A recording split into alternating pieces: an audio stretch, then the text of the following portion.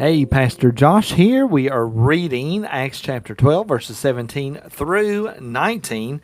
What we need to know is that the Lord gets us out of tough spots. It is the Lord that gets us out of the difficult situations we find ourselves in, whether it is a difficult spot that we've put ourselves in, or whether it is a difficult spot that circumstances and other folks have put us in. At the end of the day, salvation is from the Lord, and it is the Lord Himself, the great Yahweh, the great I Am. It is the Lord that gets us out of tough spots. So that is what Peter recognizes. If you remember, Peter has been freed from prison. He had this miraculous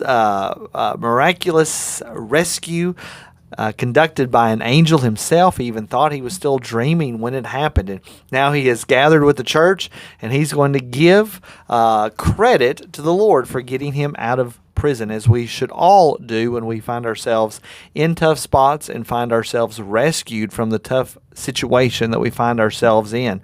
But Peter is motioning to them with his hand to be silent. Remember, he is on the run. They're trying to find him, and it's quiet and dark. And so he's telling the church, hey, be quiet. Shh.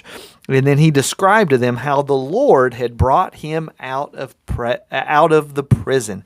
And this is the attitude we need to adopt, we need to embrace, that we realize that salvation is from the Lord.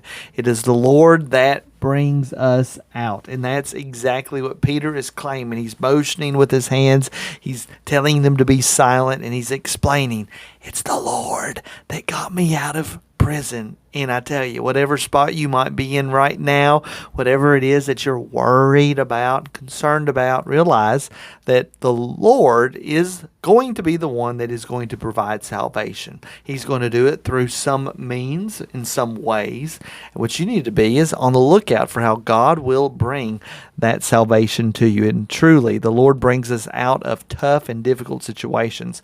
And then Peter says, tell these things to James and to the brothers. Then he departed and went to another place. And we actually won't hear much from Peter until we have the great Jerusalem Council again, when the Jerusalem Council gets together to discuss what to do with all of these Gentiles that are getting saved under the ministry of the Apostle Paul. Because at this point, transitionally, we are going to be focusing on what Paul is doing. Still called Saul in the text at this point. His name doesn't change until a little bit later. So, verse 18, when day came, there was no little disturbance among the soldiers over what had become of Peter. So notice what Herod is going to do. The soldiers are really scared. They are disturbed that Peter's gone. He's gotten out. We've had extra soldiers assigned to him, and we've failed in guarding him.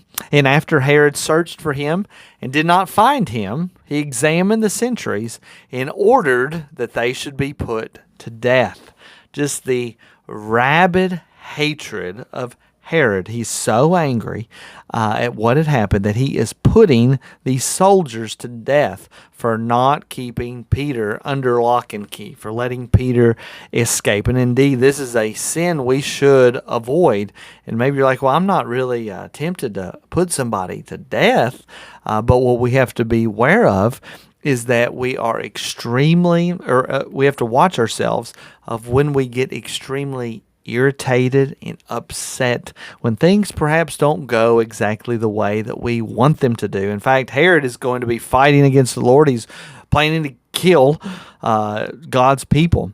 And indeed, Herod is going to have his time coming in just a moment. Justice will be meted out to him sooner rather than later. But he puts all of these soldiers to death because they let Peter go. They let Peter escape. And then he went down from Judea to Caesarea and spent time there. And we'll see what happens to Herod in our next reading. I pray that has been a blessing to you. Remember, the Lord is the one that gets you out of tough spots. So why don't you trust the Lord today? I'll see you in the next video.